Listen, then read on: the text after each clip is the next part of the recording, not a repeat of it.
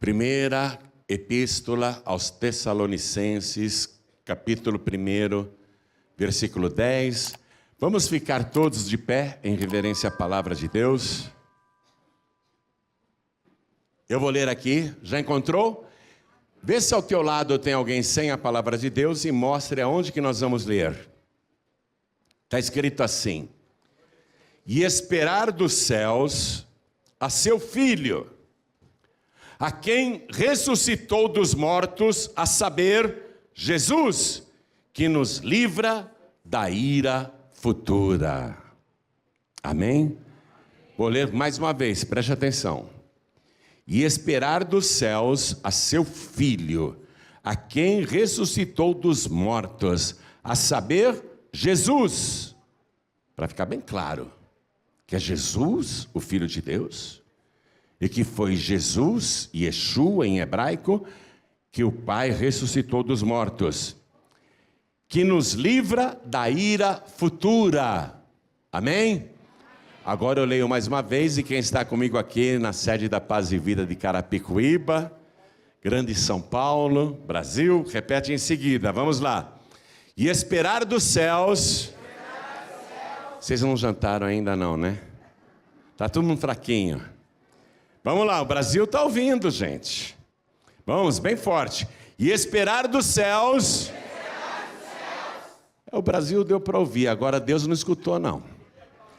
Quero que o céu escute, vamos lá. E esperar dos céus a seu Filho, a quem ressuscitou dos mortos, a saber, Jesus,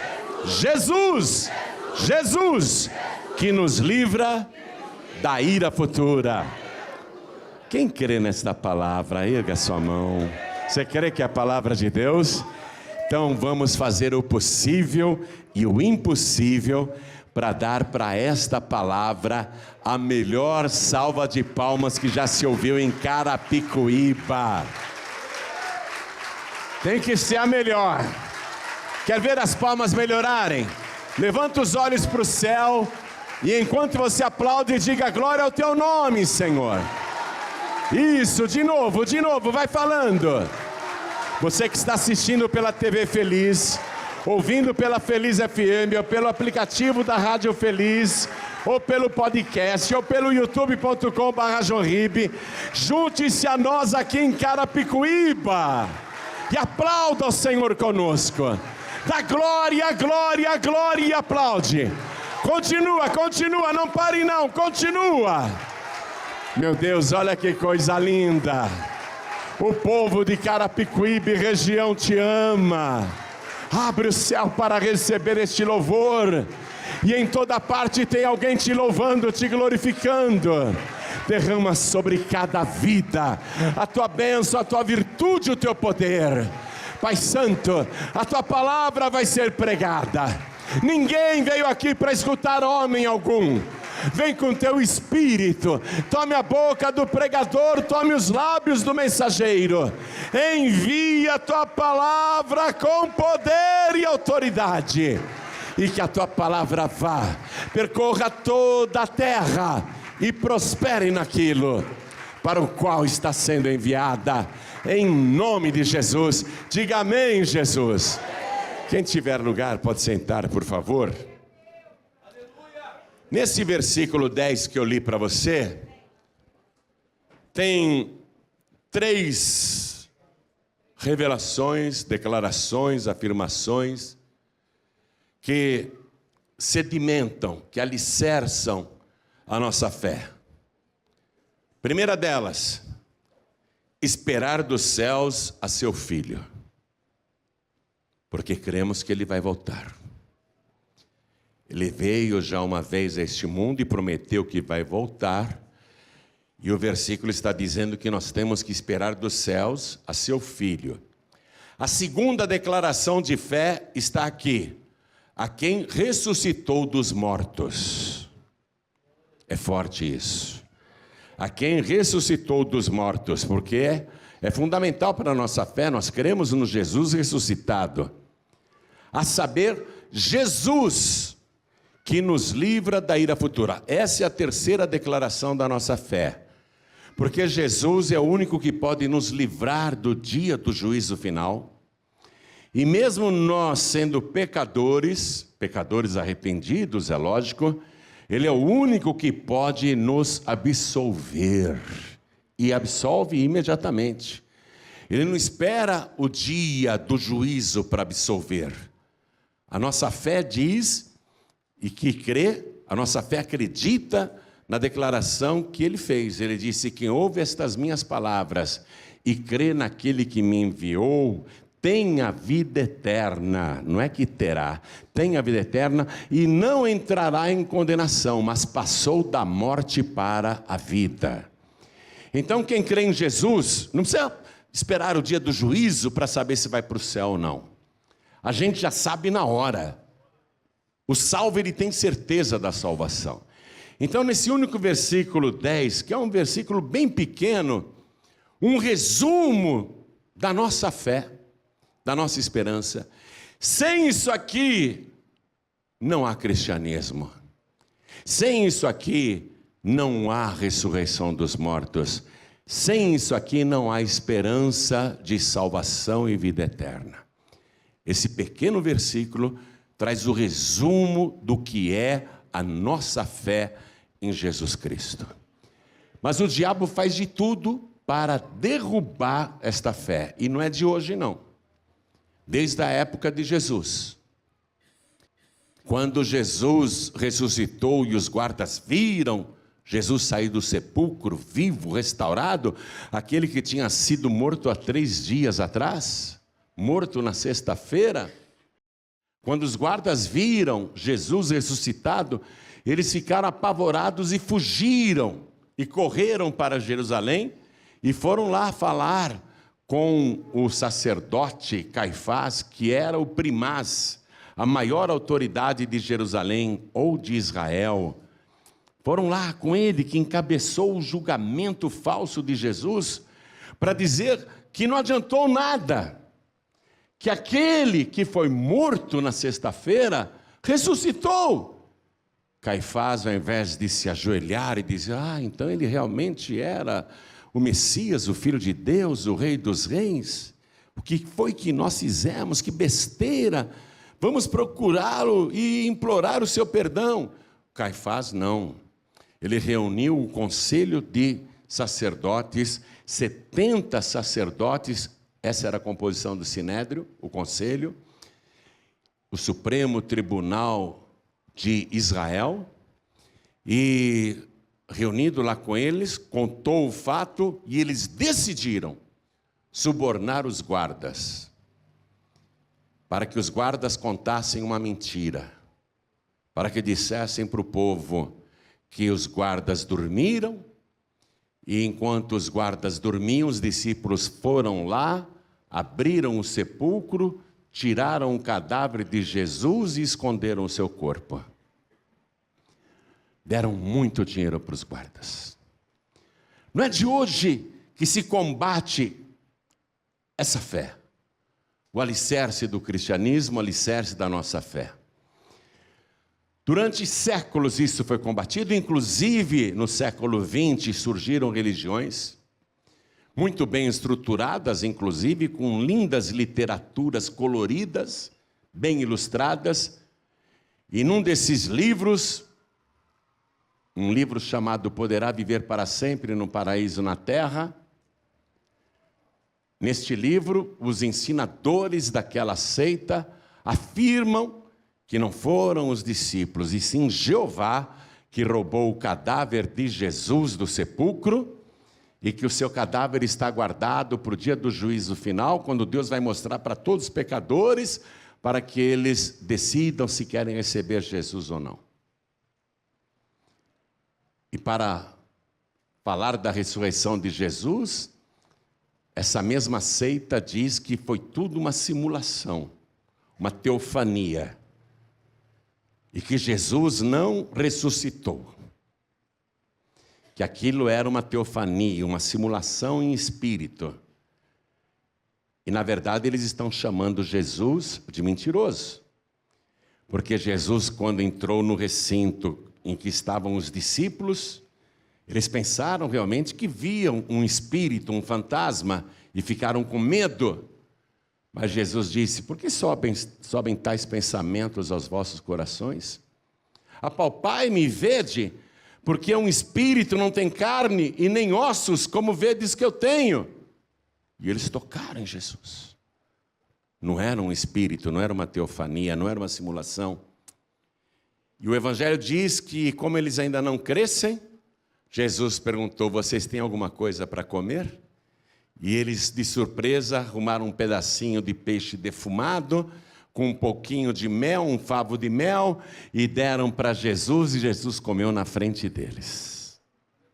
Mas você vê que até recentemente, no nosso século, e século 21 também, esse ensinamento continua no século 21, e muita gente acredita.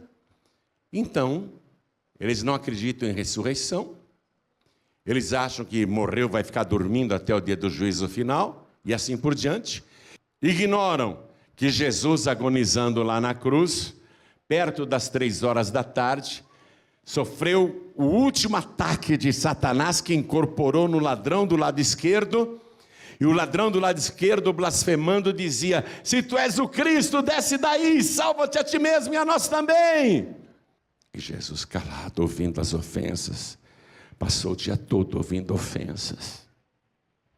E o ladrão do lado direito, que era comparsa daquele outro, o ladrão que era companheiro de assaltos e maldades daquele outro, mas que agora estava arrependido, ele disse para o companheiro: você não tem temor de Deus? Nós estamos aqui porque os nossos feitos mereceram, mas este, e ele olhou para Jesus, este nenhum mal fez. E esse ladrão leu uma placa, uma tabuleta que estava acima da cabeça de Jesus, e na tabuleta estava escrito em 3 línguas: este é Jesus, o Rei dos Judeus. Esse ladrão creu que Jesus era rei, que ele tinha um reino. E esse ladrão diz: Senhor, lembra-te de mim quando entrares no teu reino. E Jesus levanta a cabeça, olha para ele e diz: em verdade eu te digo que ainda hoje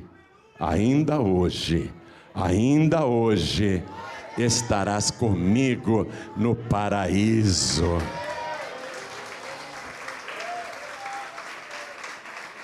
Bom, se eles querem ficar dormindo até o juízo final, o problema é deles. Mas eu tenho uma boa notícia para você. Se você crer neste Evangelho e crer em Jesus Cristo, se você entregar a vida para Jesus, podem até te matar, ou você pode até morrer de alguma maneira, mas antes que o teu corpo tombe no chão, antes que se escute o teu corpo caindo, os anjos de Deus virão rapidamente na velocidade da luz e te pegarão em seus braços e te levarão para o paraíso de Jesus Cristo, no mesmo dia, na mesma hora. Quem é salvo não fica dormindo. Quem é salvo aqui e sempre. Querem derrubar esta fé. E eu vou te contar um caso que aconteceu no ano de 1968, no mês de junho. Um ano depois de Israel ter vencido a guerra dos 6 dias contra o Egito, Síria, Jordânia e Iraque. 4 nações árabes atacaram Israel, e Israel derrotou os 4 em apenas 6 dias. Ainda que os exércitos fossem numerosos, tivessem mais tanques e mais aviões, Israel, um pequeno país, derrotou 4 nações árabes de uma vez. Um ano depois disso, Israel tomou o controle total de Jerusalém, porque antes dividia o governo de Jerusalém com a Jordânia, mas a Jordânia foi derrotada por Israel. Israel até avisou o rei da Jordânia: nós não queremos guerra com a Jordânia, só revidaremos se vocês nos atacarem. E o presidente do Egito convenceu o rei da Jordânia a atacar Israel, e eles atacaram a partir de Jerusalém e foram derrotados dentro de Jerusalém, na cidade onde eles tinham acesso. Israel tomou conta de Jerusalém inteira. E aí Israel resolveu fazer as obras. Trabalhadores com seus tratores foram a 2 quilômetros da porta de Damasco. E a porta de Damasco fica em Jerusalém. E lá eles começaram a aplanar terrenos rochosos, montanhosos, porque o governo de Israel iria aplanar tudo para construir edifícios modernos, vários edifícios modernos. E quando os trabalhadores estavam passando com os tratores, removendo a terra, eles sentiram algo que não era terra, eram pedras diferentes. Desceram para olhar e viram que eram sarcófagos de pedra, ossuários assim chamados. E acionaram os arqueólogos de Israel, e os arqueólogos vieram e encontraram vários ossuários. Num desses ossuários, uma caixa grande, tinha 12 esqueletos de homens adultos, tinha 11 esqueletos de mulheres, e também tinha outros esqueletos, num total de aproximadamente 35.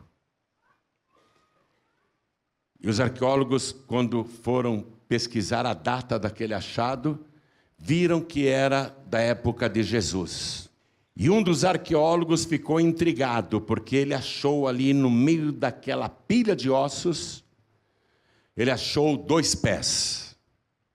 2 pés humanos, presos por um cravo pelo calcanhar. E esses 2 pés traziam o cravo da época da crucificação que Roma fazia em Israel. E eles ficaram intrigados porque foi o único prego, o único cravo que durou 2000 anos. Estava bem enferrujado, mas conservado ali. E tinha um pedaço de madeira de oliveira. E eles, quando anunciaram isso, o diabo comemorou. O diabo começou a espalhar para a mídia, para os jornais, a especular de que eram os pés de Jesus Cristo. Os restos mortais de Jesus Cristo. Os cientistas, eles são homens sérios. Eles não tomam partido de qualquer religião, porque se fosse na época de Caifás, eles seriam subornados para dizer, fala que é de Jesus, fala que é de Jesus sim. Mas os cientistas pesquisaram, os arqueólogos examinaram e viram que aqueles pés daquele crucificado, na verdade era de um moço de 23 anos, que tinha aproximadamente 1,65 m de altura. E ele morreu crucificado. Quando os soldados estavam pregando os cravos nos seus calcanhares, e era assim que se crucificava, essas ilustrações e quadros que você vê, esses crucifixos que você vê, não traduzem a realidade. Os crucificados eram colocados com os 2 pés juntos, os braços eram pregados no madeiro e o corpo ficava torto. E os pés eram varados pelo calcanhar por um único grande prego, de 18 centímetros. Esse que foi achado tinha 18 centímetros e era todo enferrujado. E quando deram as marretadas para crucificar esse moço de 23 anos, por algum motivo o nó da madeira era muito forte e o prego entortou a ponta, e eles então deixaram ali, e quebraram depois as pernas desse rapaz, para morrer logo, porque é um golpe de misericórdia, a pessoa morre rapidamente por falta de ar, para não ficar sofrendo. E quando os romanos foram tirar o cadáver daquela cruz, e eles crucificavam muita gente, e todos os rebeldes eles crucificavam, por qualquer motivo eles crucificavam. Quando os romanos foram tirar o cadáver daquele jovem da cruz, o prego torto no calcanhar não permitia que eles tirassem o cadáver dali. E depois de muito tentarem, eles cortaram, serraram, eles deceparam, eles amputaram o cadáver e cortaram os 2 pés daquele rapaz. O evangelista Lucas e João e todos os demais afirmam que quando Jesus começou a pregar, ele tinha cerca de 30 anos de idade. O evangelista João conta que Jesus, quando estava morto, os guardas vieram para apressar a morte dos 2 ladrões e quebraram as pernas do primeiro para ele morrer rápido, quebraram a perna do ladrão do lado esquerdo para ele morrer rápido, e quando foram quebrar a perna de Jesus, viram que ele já estava morto e não quebraram essas pernas. E enfiaram uma lança no seu lado, que saiu sangue e água. Então os cientistas afirmaram, no mesmo ossuário, tinha uma inscrição em aramaico com o nome desse rapaz que foi crucificado e morto aos 23 anos de idade. O nome dele era Yohanan, e não Jesus. Yohanan, na nossa língua, é João. Mas o diabo, durante 2 anos em que essa pesquisa foi sendo feita, durante 2 anos abalou a fé de muita gente, dizendo, são os pés de Jesus. Muita gente acreditou, Jesus morreu, acharam o resto, acharam seus pés. Só que depois a própria ciência e os arqueólogos vieram desmentir Satanás. E disseram, não são os pés de Jesus Cristo. Eu já fui várias vezes no sepulcro dele, lá, ao lado do Monte Caveira. Eu já entrei não sei quantas vezes naquele sepulcro. Arqueólogos já foram ali no sepulcro. Cientistas já foram ali no sepulcro. Já foram com equipamentos, com microscópicos. Foram procurar, se tivesse pelo menos uma célula de um cadáver. Mas não tinha célula nenhuma. Sabe por quê? Porque Jesus Cristo ressuscitou e está vivo pelos séculos dos séculos. A sepultura está vazia. A nossa fé é essa: esperar dos céus a seu Filho, a quem ressuscitou dos mortos, a saber, Jesus, que nos livra da ira futura. Eu acredito nisso, desde o dia em que li a palavra de Deus pela primeira vez, e desde um dia em que Ele me encontrou, já eu jovem, perdido, e Ele me achou. Eu acreditei sempre que Ele ressuscitou, que Ele está vivo. E quando eu fui lendo o Evangelho, mais certeza ainda eu tive. E com as operações que Ele andou fazendo durante a minha vida, mais e mais eu fui crendo. Há 41 anos atrás, essa fé me trouxe aqui em Carapicuíba. Há 41 anos atrás. Eu queria pregar em Carapicuíba. Não tinha igreja. Não tinha salão para alugar e eu nem tinha dinheiro para alugar um salão. Aí eu vi um clube de forró, chamado Clube de Esquina, que ficava na sobreloja, na parte de cima, tinha uma escadaria para chegar no Clube de Esquina. Fui lá, conversei com o responsável, e falei, que hora que vocês fazem baile aqui? A gente começa lá pelas 10 da noite. Eu falei, sábado à tarde está livre? Está livre. Vocês não querem me alugar sábado à tarde? Para eu fazer uma reunião para pregar o Evangelho? E eles gostaram de mim, disseram, claro, pastor, claro, a gente aluga assim, fizeram um preço bem baratinho. E o povo compareceu, o povo veio. E o clube, para me ajudar, eles pegavam aquelas cadeiras de madeira e até os seguranças arrumavam as cadeiras para o povo sentar. Aí eu fazia reunião aqui em Carapicuíba. Todo sábado eu estava em Carapicuíba. Todo sábado. Isso há 41 anos atrás. E aconteceu uma coisa que provou para quem estava lá que realmente Jesus Cristo está vivo e que Ele realmente ressuscitou dos mortos e está conosco no nosso meio.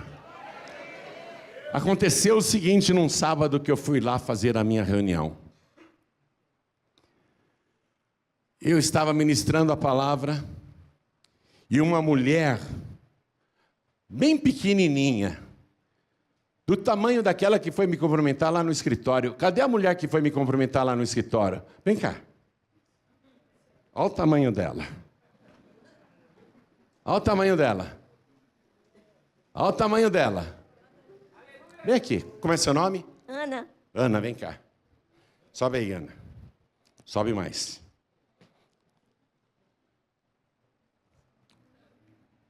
Só que a mulher era um pouquinho mais gordinha que você. Estufa a barriga assim, ó. Não tem barriga, né? Mas era assim pequenininha a mulher. Sabe o que ela fez? Eu estava pregando a palavra, eu tive que parar. Sabe o que ela fez? As cadeiras eram de madeira. Lá no clube, tudo do clube. Nenhuma cadeira era minha. Ela chegava nas cadeiras. Não tem aqui as duas madeiras na cadeira assim? Ela segurava, segura aí. Segura. Aí ela não está endemoniada, senão vocês iam ver como é que é. Desse tamanhinho, endemoniada, ela pegava as cadeiras e fazia assim, ó. Prec. Parecia que estava rasgando uma folha de papel. O pessoal saiu de perto. Ai, que medo. Ela ia na próxima cadeira que a pessoa levantou, levanta aí. Ela ia na próxima cadeira, rasga que nem se fosse uma folha de papel, vai. Prec. E todo mundo foi levantando e ela pegava as cadeiras. Vai, levanta aí. E ela foi. Prec. Todo mundo ficou com o olho desse tamanho. Uma mulher desse, né, com essa estatura mesmo, um pouquinho mais gorda que você só. Minha gente, quando ela tinha aberto quase 10 cadeiras, os seguranças... Tem alguém aqui do meu tamanho? Aquele rapaz lá, vem cá, você de camisa preta da Nike aí.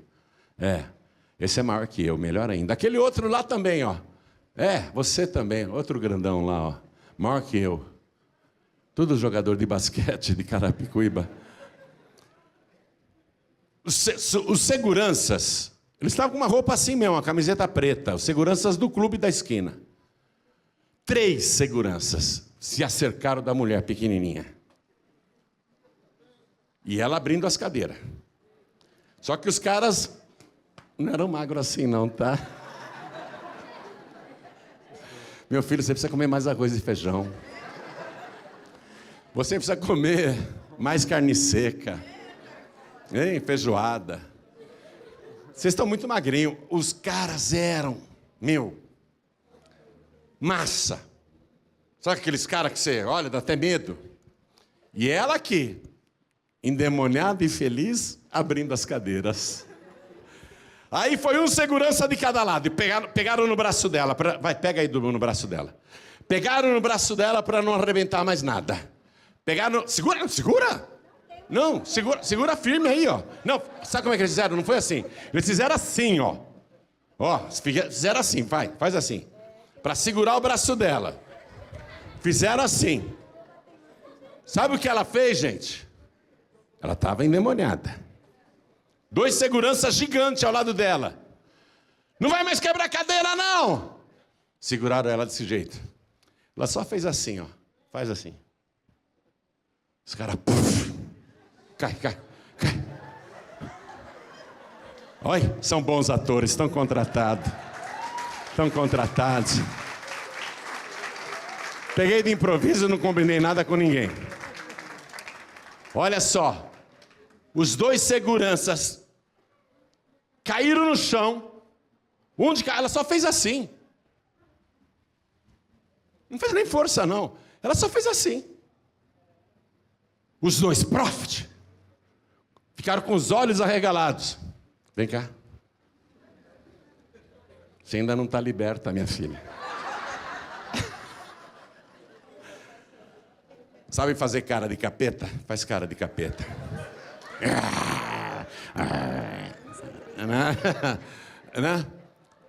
Aí quiseram avançar mais gente em cima dela. Eu falei, não! Por agarrar, eu falei, não, larga ela aí. Eu não precisei tocar nela, nem mexer nela. Viu? Não precisei tocar. Porque sabe quem estava lá no clube de esquina comigo? Aquele que o Pai ressuscitou dos mortos. Aquele que está vivo e que o céu vai devolver. Brevemente ele voltará. Ele estava lá no clube de esquina junto comigo. Eu só falei, demônio, em nome de Jesus. Quando você fala em nome de Jesus, o demônio olha para você, mas ele não vê você. Porque você está falando em nome de Jesus. Entendeu? O demônio olha feio para mim. Se fosse o João Ribe, ele ia olhar bem feio para mim. Né? Mas como ele olhou e não viu o João Ribe e viu o Senhor, é isso que o diabo vê quando você diz para ele, sai em nome de Jesus. Ele olha para você, é Jesus que ele vê. Quando ele olhou para mim, ele viu Jesus. Sim, Senhor, estou indo embora, tchau. O diabo saiu na hora. Saiu na hora. Saiu na hora. Sabe o que aconteceu? Até os seguranças entregaram a vida para Jesus. Obrigado. Esse Jesus está vivo por vários motivos. Eu contei esse caso aqui em Carapicuíba, mas, meu Deus do céu, eu não sei quantos livros eu poderia escrever só de coisas que eu assisti, que eu vi, que eu testemunhei. Eu quero que você que hoje está aqui, acredite no Evangelho. Porque hoje, mais do que nunca, nós estamos esperando a volta de Jesus. Eu não sei dizer para você o dia ou a hora. Ele não deu o dia nem a hora para o Espírito Santo descer. Depois de ressuscitado, ele ficou na terra pelo prazo de 40 dias, para todo mundo comprovar que ele não era um fantasma, nem um espírito, que era de carne e ossos. Ficou 40 dias andando com as pessoas, 500 pessoas tocaram nele, conversaram com ele, viram ele comer, viram ele beber água, enfim, pernoitar, estar, falar. 500 pessoas comprovaram tudo isso. Então, eu quero que você acredite nesta palavra. Porque Jesus disse o seguinte: eu vou mandar o Espírito Santo para ficar com vocês. Esperem até que do alto sejais revestidos de poder. 500 pessoas escutaram isso. Ele poderia ter dito, olha, no dia de Pentecostes, exatamente 7 semanas depois da minha ressurreição, o Espírito Santo vai descer sobre vocês. Então não faltem, hein? No dia de Pentecostes, estejam no cenáculo, que é a primeira igreja cristã da terra. Ele não podia ter falado isso? Hein? Não podia ter falado? Ele podia ter falado. Ao invés de dizer, esperem até que do alto sejais revestidos de poder, ele podia ter falado, é o seguinte, eu vou mandar no dia de Pentecostes. 49 dias depois da minha ressurreição. Então ninguém falte, hein, para não perder a bênção. Ele não podia ter falado isso? Aí ia lotar, né? Todo mundo ia estar lá esperando, né? Mas Jesus não trabalha assim, não. Por isso que ele não falou o dia da chegada do Espírito Santo. Lá, começaram com 500 pessoas e no dia que o Espírito Santo desceu, só tinha 120. 380 desviaram. Perguntaram, quando é que o senhor vem? Ele não falou nem o dia nem a hora. E qualquer pessoa que calcular o dia e a hora, como já fizeram Mormons, Testemunhas de Jeová e outras seitas aí, todos eles foram envergonhados, tiveram que reescrever seus livros mais de 3, 4 vezes, que as datas sempre falhavam. Eu não sei como é que tem gente que segue falso profeta, mas segue, né? Então Jesus não disse o dia e a hora que ele vai voltar. Mas ele disse assim, vigiai, vigiai, porque não sabeis nem o dia nem a hora em que há de vir o vosso Senhor. Naquela noite estarão 2 numa cama, dormindo, um será tomado e o outro será deixado. Naquele dia estarão 2 mulheres no campo, uma será tomada e outra será deixada. Por que ele falou dia e noite? Porque o arrebatamento vai acontecer de maneira instantânea e global. Salvos no Japão e em qualquer outro lugar do Oriente, serão arrebatados, e lá pode ser noite, como agora aqui é noite e lá no Japão é dia.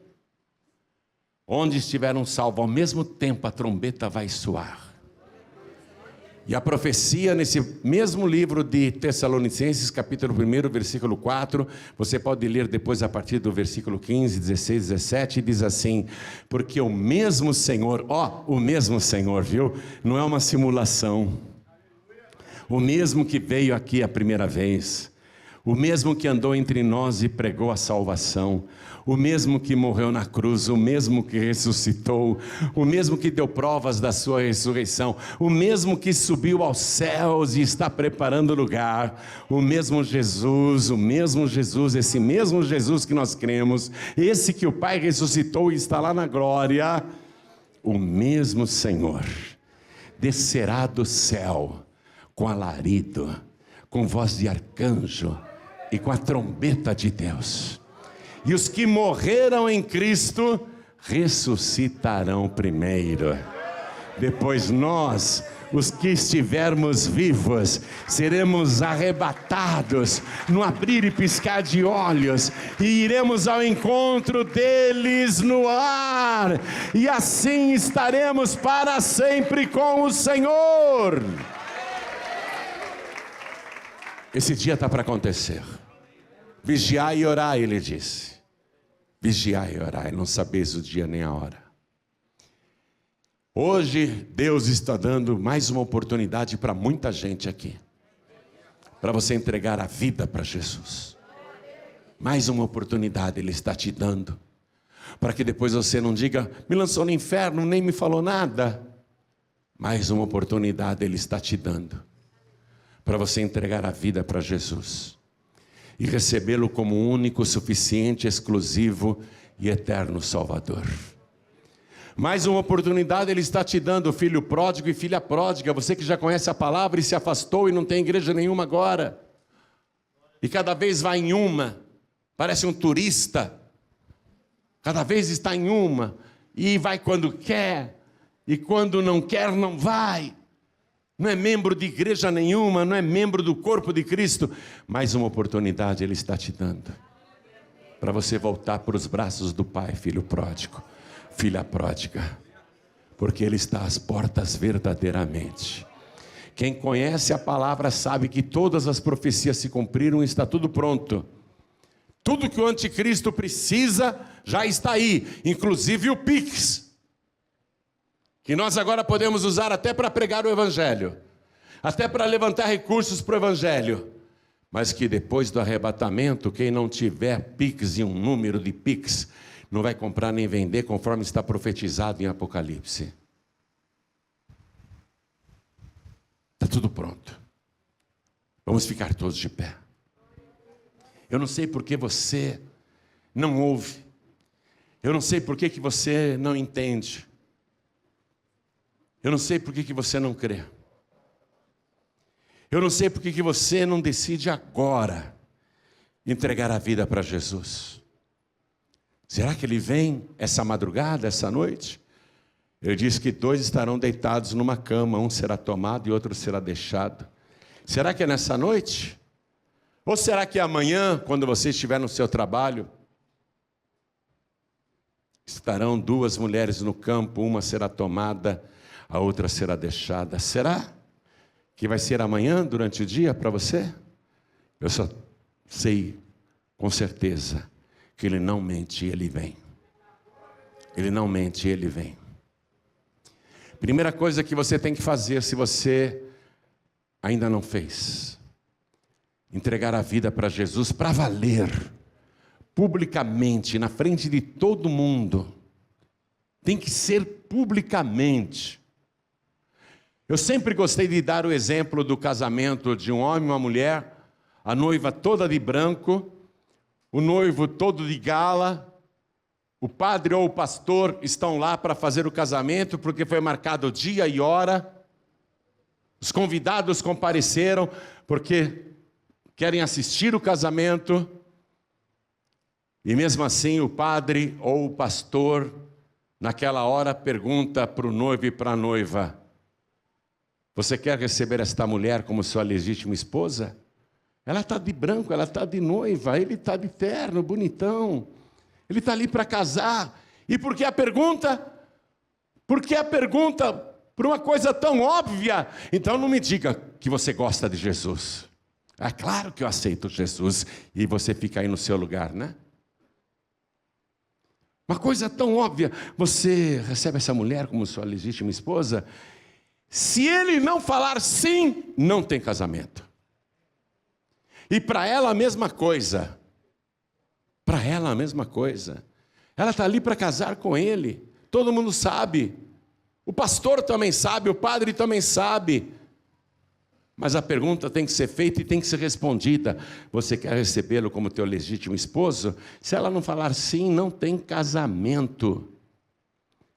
Se você não confessar Jesus dizendo sim para Ele publicamente, não tem salvação. Ele falou: quem me confessar diante dos homens, também eu o confessarei diante do meu Pai que está nos céus. Quem aqui quer receber Jesus como único, suficiente, exclusivo e eterno Salvador? Ergue a sua mão o mais alto que puder. Quem quer? Olha quantas mãos erguidas. Pede licença e vem aqui para frente. Eu vou te esperar aqui na frente. Vem para cá. Todos que ergueram as mãos, ajude a pessoa a chegar. Vamos aplaudir ao Senhor Jesus por cada vida que está chegando. Vamos aplaudir mais. Venha, não tenha vergonha não. Sai do teu lugar. Ergueu a mão, então vem. Vamos aplaudir mais, vamos aplaudir mais. Ô glória, vamos aplaudir mais. Está chegando mais. Filho pródigo e filha pródiga. E todos que estão sem igreja. Você está sentindo falta de congregar. Você está sentindo falta de ser membro do corpo de Cristo. Todos que estão sem igreja, vem aqui para frente em nome de Jesus, porque o que eu ligar aqui na terra, será ligado no céu.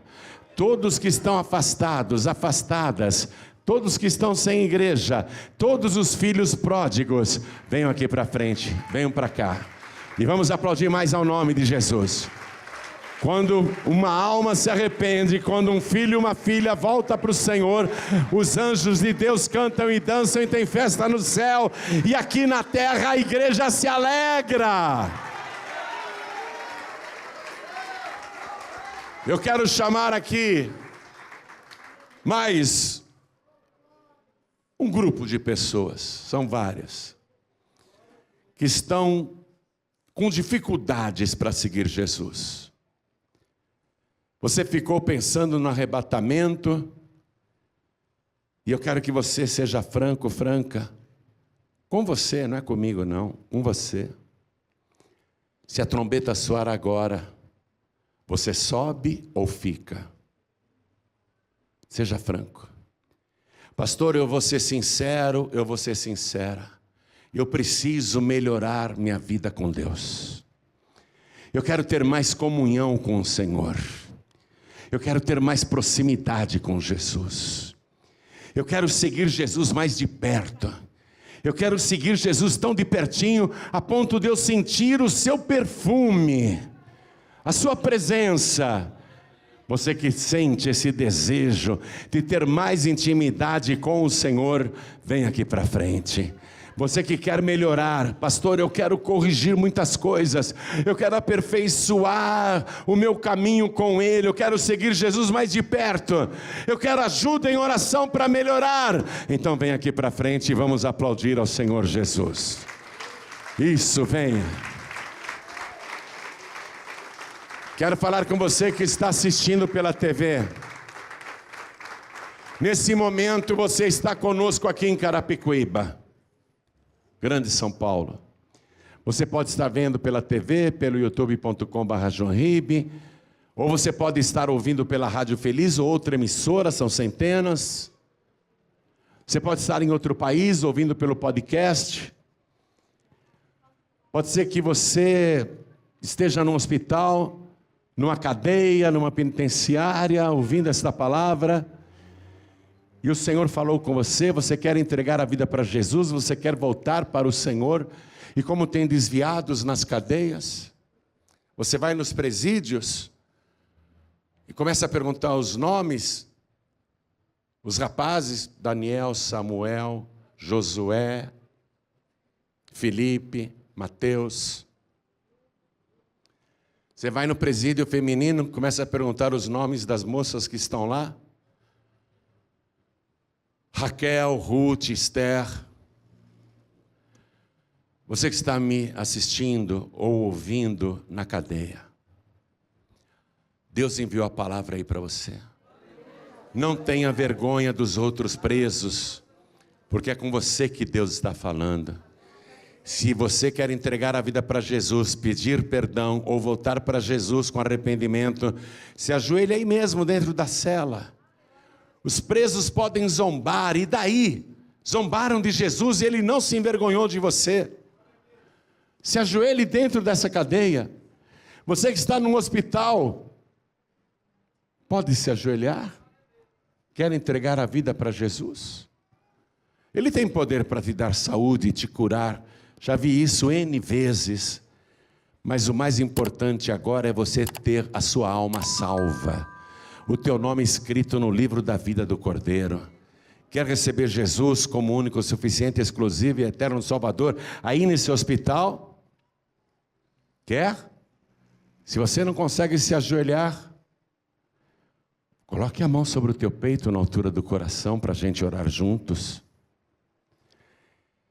Se você não consegue nem se mexer, está entrevado na cama, mas consegue entender cada palavra, está travado, travada, mas consegue me entender e quer entregar a vida para Jesus, nem que seja o mover dos olhos, o mover de um dedinho, nem que seja o piscar dos olhos, faça um sinal para Deus de que você quer entregar a vida para Jesus.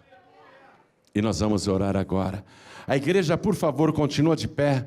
E quem veio para frente aqui, se ajoelha também. Eu também estou me ajoelhando. Se você não conseguir se ajoelhar, não tem problema nenhum. Quem não conseguir se ajoelhar, não tem problema. Irmão obreiro, consegue se ajoelhar aqui do lado? Isso. Com ele, isso. Abraça ele aí. Você vai ter que cuidar dessa alma, viu? Olha aí, ó, essa ovelha aí já agarrou no teu pescoço. Cuida dessa ovelha. Você que está de joelhos aqui na Paz e Vida, sede de Carapicuíba, ou à distância, em qualquer lugar do Brasil e do mundo, entregando a vida para Jesus, voltando para Jesus.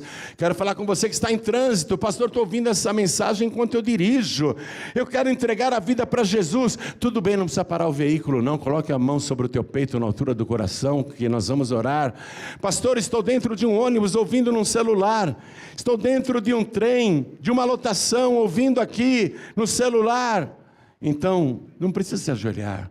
Coloque a mão sobre o teu peito também, na altura do coração. E quem está entregando a vida para Jesus e voltando para Jesus em toda parte, ore assim comigo: meu Deus e meu Pai. Diga com fé: meu Deus e meu Pai. Neste momento, eu tomei a minha decisão e não voltarei atrás. eu me rendo definitivamente ao Senhor, porque esta é a minha fé. Eu vou esperar que os céus se abram e o Senhor volte para me buscar, porque eu creio que o Senhor ressuscitou dos mortos e através do teu sangue o Senhor me livra da ira futura e do dia do juízo. Agora, Senhor, perdoa todos os meus pecados, apaga o meu passado e escreve o meu nome no teu santo livro, o livro da vida, e desde agora me dê a certeza e a alegria da minha salvação. E eu suplico mais um favor: coloque sobre mim e dentro de mim o teu Espírito Santo para me ajudar a perseverar até o fim com Jesus Cristo, o meu único, suficiente, exclusivo e eterno Salvador, para todos sempre. Amém.